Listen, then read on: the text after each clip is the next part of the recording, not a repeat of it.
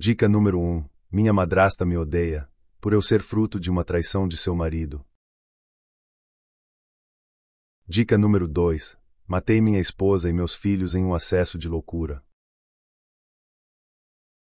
Dica número 3. Redirecionei o curso de um rio, para limpar um estábulo que estava muito sujo. Dica número 4.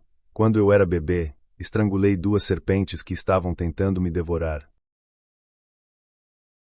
Dica número 5. Separei os continentes da Europa e da África, e criei o Estreito de Gibraltar. Dica número 6. Estava sempre tentando me matar. Dica número 7. Sou considerado o fundador dos Jogos Olímpicos.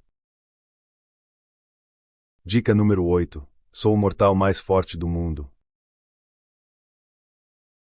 Dica número 9. Já fui interpretado por The Rock nos cinemas. Dica número 10. Sou um semideus. Dica número 11. Faço parte da mitologia grega. Dica número 12. Fui condenado a realizar 12 trabalhos quase impossíveis. Dica número 13. Salvei Prometeu de seu castigo. Dica número 14. Após minha morte, me tornei um deus do Olimpo. Dica número 15. Sou meio-irmão de Perseu. Dica número 16. Capturei o javali de Erimanto vivo.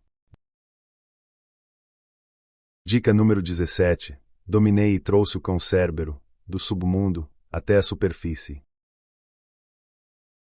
Dica número 18. Derrotei a Hidra, um monstro de várias cabeças.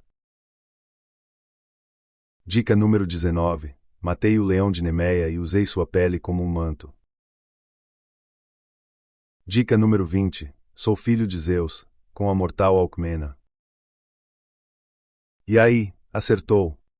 Parabéns para quem palpitou, Hércules ou Heracles.